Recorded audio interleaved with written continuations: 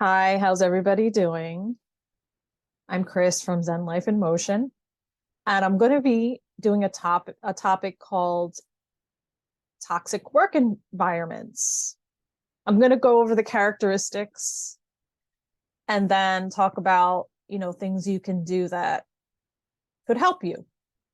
So, number one characteristic is ineffective leadership. And this is really like the root of a toxic environment because if you don't have effective leadership, the company or organization is going to suffer. So, one thing that I've had happen to me is when leadership, when there's a problem and leadership passes the buck to someone else, when there are complaints from customers, or even worse, just disappears. I've had that happen to me, and it is not a good feeling because you're left holding the bag and dealing with the customer's complaints and them screaming at you. Um, and you start to feel resentful and frustrated, and all of that, it just pretty much ruins your day. The next thing is bad communication within a company, or like, let's say, lack of emails, or maybe they sent emails too late when the problem could have been prevented beforehand. Another one is high turnover. That is a total red flag. If you see, like, for example, like on Indeed, you see like jobs constantly, the same job posted constantly, like all the time. Yeah, that's a red flag. And I often like to read the reviews on Indeed of other people that have worked for that company. Um, and then of course, with high turnover, there's low staffing. And then you are expected to pick up the slack, which adds to the toxic work environment, or they expect you to do overtime. It's like, hey, hello, like I don't have a life outside of the job. Yeah. And then, then you have this feeling that you just don't care anymore, and everyone else doesn't care anymore. So that makes an even more of a toxic soup in the air. Um, the next one characteristic is leadership does not reprimand bad behavior or hold people accountable. Yeah, I've had that happen to me. When I worked at the hospital, I used to work in the nutrition office, and I used to help people choose their meals based on their diets ordered by the doctors. And they would complain that, their meals wouldn't come on time, especially when you have like diabetic patients and all that stuff, that's very important. And, their meals would be like 2 hours late, and then I would speak to the supervisor and nothing would be done. Like no one would be reprimanded. Also, another characteristic is micromanaging. I mean, if you need to micromanage an employee, then A, they're not a good employee. And B, if you're a supervisor, I mean, you probably have better things to do, other things that need your attention, more important things. Okay, the next characteristic is low pay. Low pay plus an enormous amount of work equal toxic environment. I mean, the pay should match the amount of work that you're expected to do. And if it doesn't, there's something wrong there. Because the money is pretty much energy. So if there's an imbalance, yeah, that's not no bueno. Unpredictable schedule. I've had that happen to me as well, like where it's just like, all right, at the last minute, you're expected to work such and such amount of hours. And again, work-life balance, interferes with work-life balance. People have obligations outside of the company or the organization, such as family priorities, people have children, all of those things. Maybe they're in school, all of those things, Okay, so there are, other characteristics I haven't mentioned. But, I think that probably 80% of the companies out there are most likely toxic. I mean, I believe that most people are not happy with their jobs and have to deal with toxic environment. And it is because the system is just broken, especially in this country where they treat people like cattle. I mean, I tell it like it is. They treat workers like cattle in this country, in the United States. In other countries, probably not so much. But in this country, yes, people are treated like cattle when they work for these companies. I mean, there are probably a few companies that are good, but mostly they are not.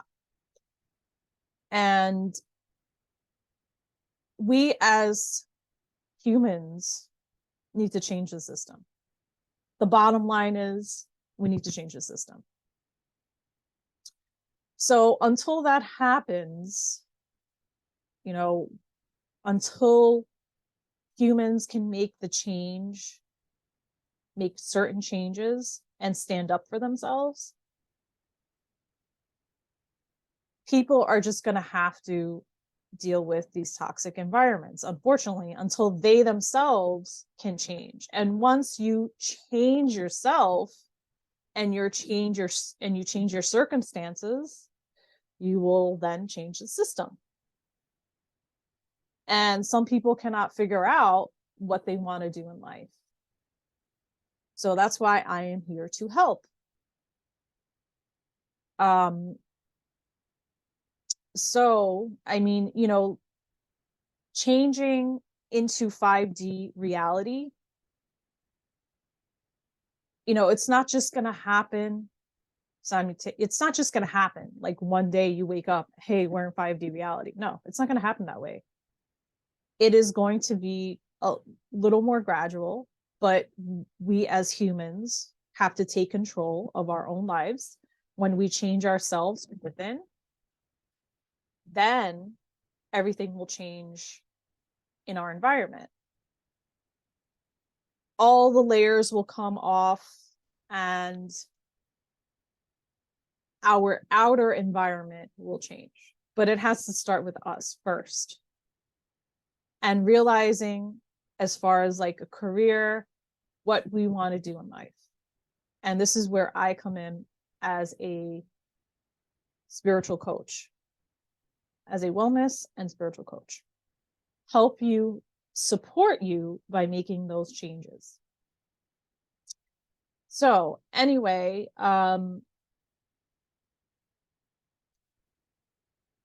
so I mean, there are some limiting beliefs associated with making those changes.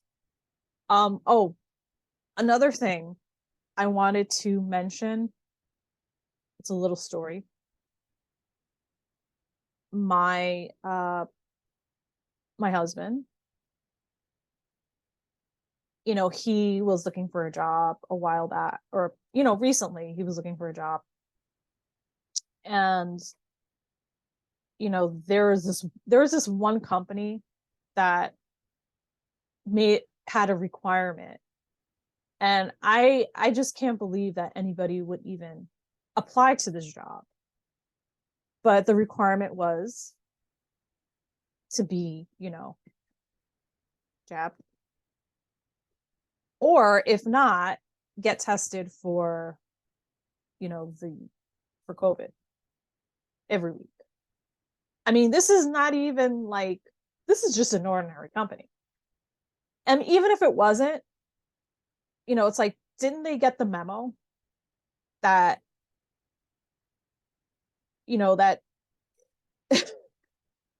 that this is not a thing anymore? Like, uh, it's just amazing, amazing. More people need to stand up. And you know what the result was? My hubby, like, he applied accidentally because he saw that after he applied.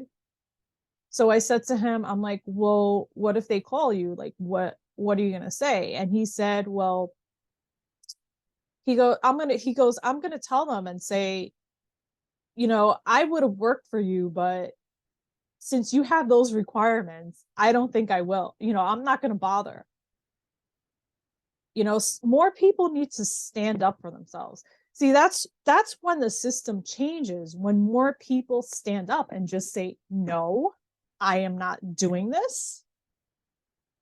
But unfortunately, I feel as though that not enough people are doing that. So I think it's just going to be a gradual change, and the consciousness needs to evolve further. Okay, so I wanted to go over some limiting beliefs. Some limiting beliefs are, which I've had someone say this to me at a previous job. Every company operates this way. It's the same everywhere. No, it is not the same everywhere.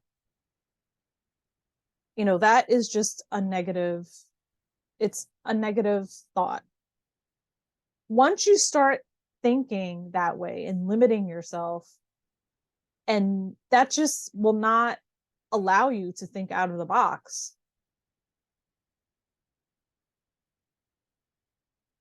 Next, I am too old to change. If you believe you are too old to change, then you won't change. Look at me, I'm almost 50. I'm not too old to change. I have a young mind. Yeah.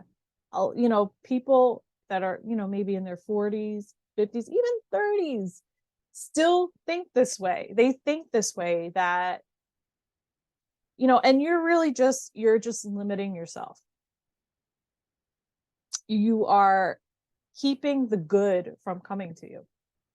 I am not smart enough to change. That's something you really need to work on yourself if you feel that you're not smart enough. I am lucky to have a job. I've heard that one too. Yes, you are lucky to have a job, but you should never settle. You shouldn't settle. I have no experience. Um, okay, so there are some tips. I have some tips on dealing with a toxic work environment. And I'm just going to say it's very important when you do have a toxic work environment to stay spiritually grounded. Very, very important. It does require work and discipline. I'm not going to lie. You have to do the work. If you don't do the work, it's not going to happen for you, because you need to stay grounded until you can find a new job or whatever it is you want to do. Because when you're not grounded, you won't attract you won't attract the right, let's say, job for you. It's very important to stay grounded. I mean, the best way is to just quit the job, and if you can, but a lot of people can't do that because they have bills to pay, they have families to support, so they can't just, they might be living paycheck to paycheck, so they can't just quit And, you know, like you can't, they can't. I understand that. Okay, so if you cannot quit that job, what you need to do is, as I said, stay grounded. And that means doing a morning ritual. I mean, if it's really bad, if it's a really bad work environment, which I've been through, you have to do the rituals like 3 times a day. Morning ritual, afternoon ritual, evening ritual, or, you know, right before you go to bed. And you have to connect with God, and by meditation, something, yoga, but it has to be something that de-stresses you. It's very important that you control your stress and your stressors, and do not let them control you. This requires discipline. I'm not going to lie, it requires discipline. You know, whether you exercise, you have to do something. You need an outlet. Meditation worked great for me. Okay, because when you're in an environment, you are absorbing, especially if you're an empath, you're absorbing the negative energy, other people's negative energy. Okay, so that, and, you know, stay away from gossip. Don't sink down to the bosses. You know, if your boss is toxic, boss's level, know that bosses can be passive aggressive, you know, especially if they're like narcissists. Keep it professional. Try to overcome any fears. Also, protection. Protection is very important. If you wear any, even if you wear a crucifix or a cross, not a crucifix, even if you wear a cross, you know, or crystals, you know, something that protects you. I used to wear a lot of crystals when, you know, when I was in the toxic work environment. Also, try to think positive, you know, and even if your job sucks, try to think of 2 good things about your job and be grateful about it. I know it's very difficult. That's a very difficult thing. And also, you would have to plan an exit strategy and try to manifest the job that you deserve. That's something that I can help you with as a coach. I can help you with that. Even planning an exit strategy, manifesting, I can help you with that. Okay, so this concludes my video.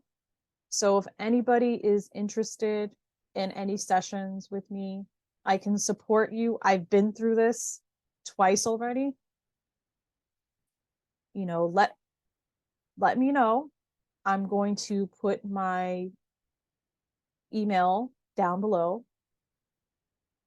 And I also have a website. I'm going to link my website to this video. All right. Thank you for tuning in. And I hope everybody has a great day. Take care. Love, peace, and harmony. And also, please subscribe, like, and share.